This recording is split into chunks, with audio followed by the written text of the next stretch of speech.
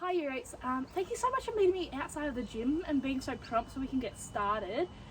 Just take a seat along the bench here that we've got behind us and we're just going to get started. I'll just mark the roll and I'll explain what we're doing today. It's okay, it's our outside lesson. Connor, how are you, buddy? Did you have a good recess? Awesome. Stella, you going all good? Yep, amazing. Continuing on from our basketball unit that we've been doing the last couple of weeks. So who can remember what we've done previous lessons? Josh? Yeah, dribbling. So we did do a bit of dribbling the first lesson. And what else did we do last lesson? Passing. Okay, cool. Awesome, guys. Well done. So who can remember what were the coaching cues when we're doing passing, especially like a shoulder pass? So push. Yep, so step forward, look at the ball, step forward, and with your hands out wide like that. Awesome, good job. And what about dribbling? Yep, James, good job. So making sure that we're dribbling with our tips of our fingers, eyes up, and what was another one? How hard should we be bouncing the ball? Does anyone know? Alex? At hip height, awesome. Okay, so our warm up today, we're just gonna be doing our basketball matrix from previous lessons. Does anyone remember how to do it? A couple of us? Good. Okay, so for anyone who needs a quick demonstration, let's just go through it quickly. It's a partnership. One person will be on the either baseline or the sideline. The other partner will be in the middle of the court. You're going to have a minute and you'll run around to as many people as you can get to and demonstrate as many skills as you can. So we're going to do passing, we're going to be doing dribbling, and we can do some fitness skills like star jumps as well. Okay, so remember to keep your score and see how many people you can get to within the minute. Okay, everyone coming in. Of today's lesson will be on shooting.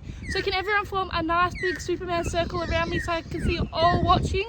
And Connor and Stella, do you want to guys come nice and close so you can keep an eye on me? Awesome.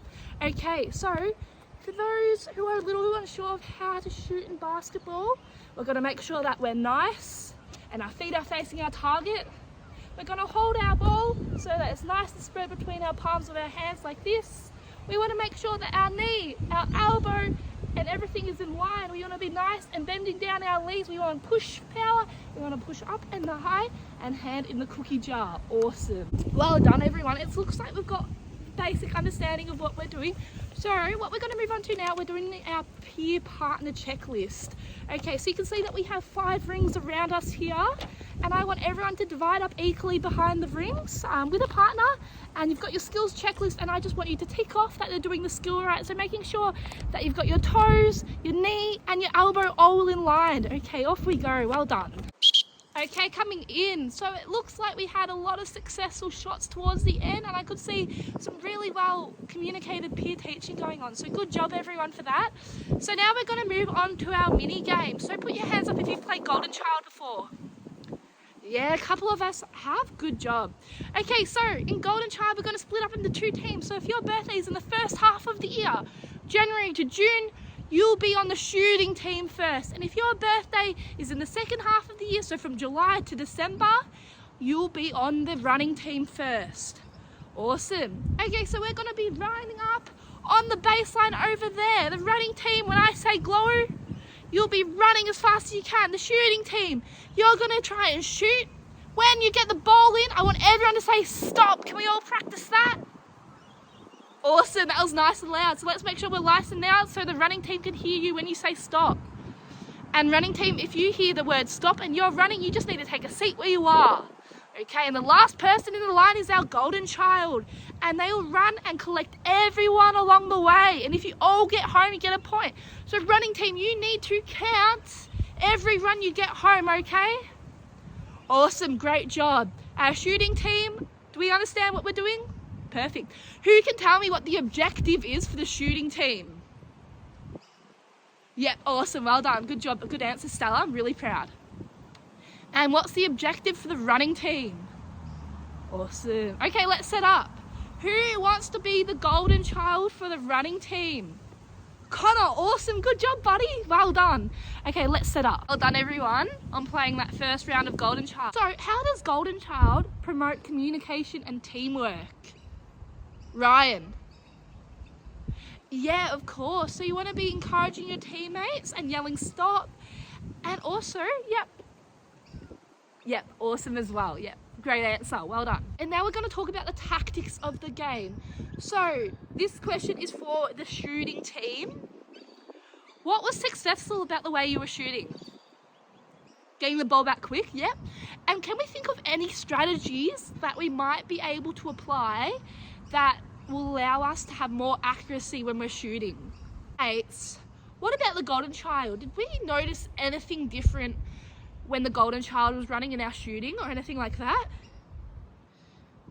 Ruby? Yeah, you're rushing a lot of your shots and they weren't going in. Yep. So what can we do differently by taking our time? Yes, well done everybody. Awesome. Okay, well done year 8. The game we're going to play before the bell goes is a game of around the world. So you can see we've got 4 rings here, so I want you to split up evenly so you can go with your friends.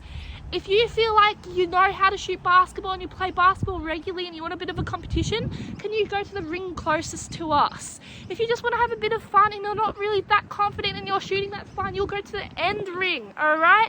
And you're going to set up 5 spots, all right? And we're going to take turns to shoot from each of the spots. The first person in your team to get all of the shots from all of the spots in wins. Okay, so off we go, guys. And go and play a game of around the world. This is part B, which is my explanation and justification of communication strategies used. One of the main pedagogical approaches I used was direct instruction. Direct instruction is a communication strategy where the teacher provides clear and structured information about the skill. I demonstrated the approach in the context of shooting and basketball, so being really explicit in my communication to the kids, being like, okay, so you want to hold the ball this way, make sure your elbow's tucked in, your hand placement, you have your shooting stance. Brink 2013 stated how direct instruction model provides a strong correlation between developing movement patterns and techniques. It's also highly appropriate for understanding tactics and strategies involved in the acquisition of the skill or technique, for example, shooting and basketball. Demonstration complement direct instruction by visually showing the students or participants how the skill is performed.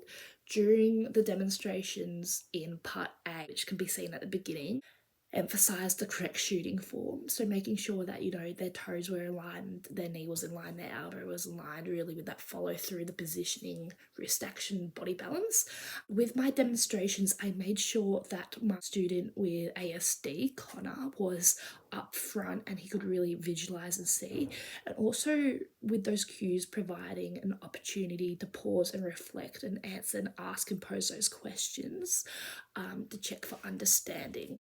Also incorporated some peer teaching into part A, or my lesson sequence. This was through providing students with a skills checklist while practicing the skill of shooting. This is when the students would guide their classmates on, oh, you're doing this really well, make sure that, you know, you tuck your elbow in, or make sure your feet are in line with the target. Incorporating peer teaching is beneficial as it promotes active learning and provides students with an opportunity to reinforce their understanding of the skill, as it forces students to break down the skill into components which deepens the comprehension.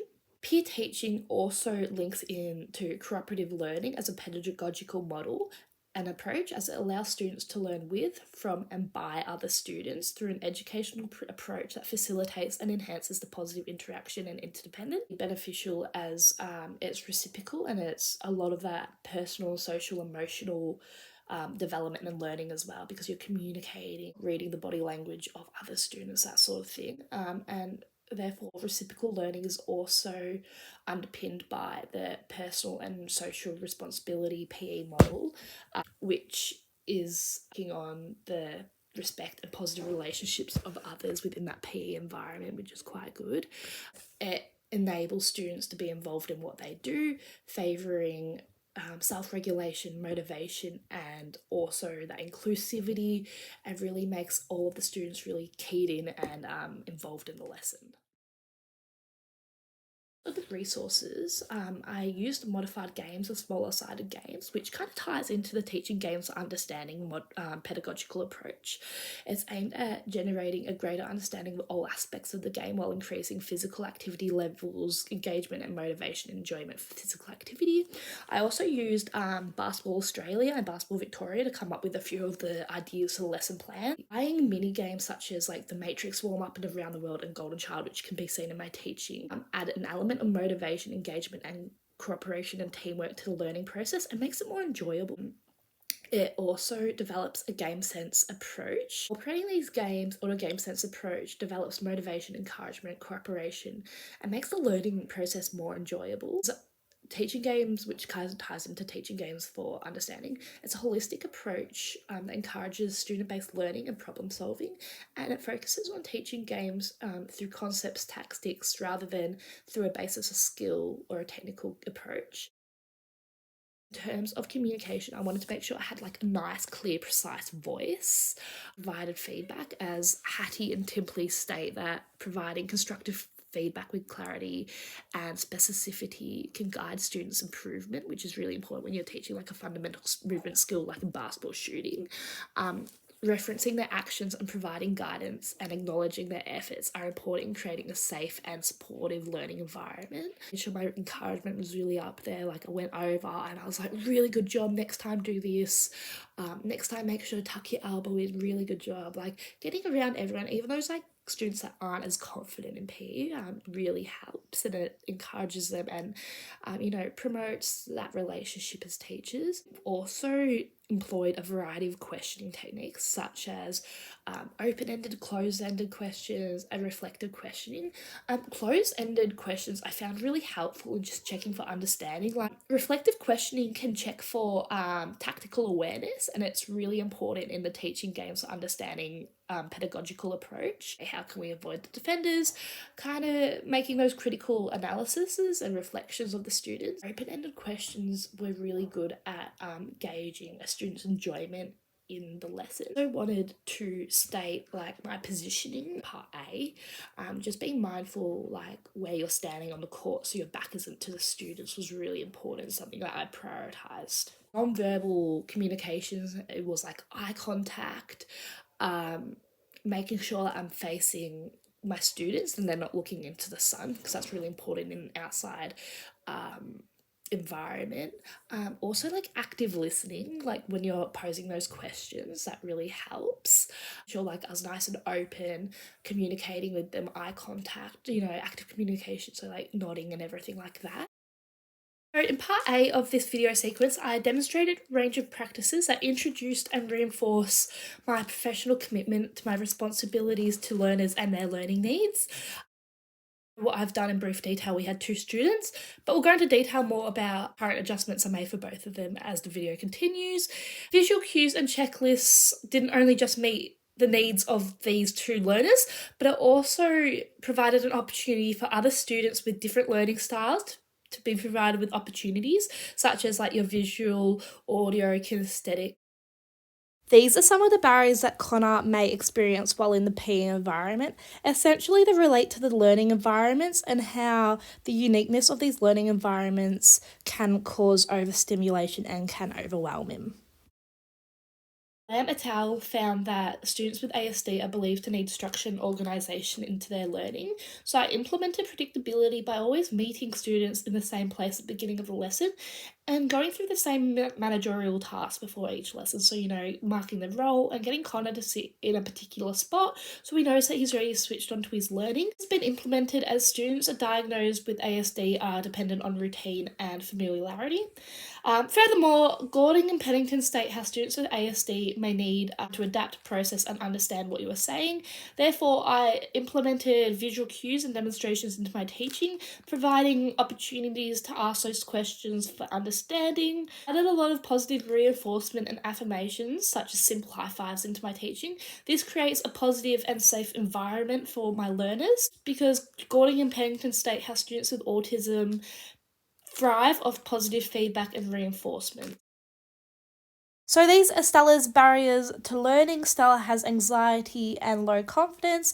They mainly relate to internalized factors that Stella may experience, such as fear of judgment, being able to remember things such as rules and techniques, social isolation, and being self conscious. She doesn't need any major modifications really. However, it's my professional responsibility to cater for learners and their learning and to allow for modifications in instances where Stella might be overwhelmed and anxious. So I've made adjustments to her learning environment by implementing an exit card. This will allow Stella to access breaks when she's feeling stressed or overwhelmed. So made implementations to the process of which she learns while allowing Stella to choose her partners and choose a less competitive environment. So like you would have seen in Around the World, I've been like, okay, if you want to try really hard shots, go over to this group. If you just want to have a bit of fun, go over to this group. So providing that option reinforces that it's okay to participate.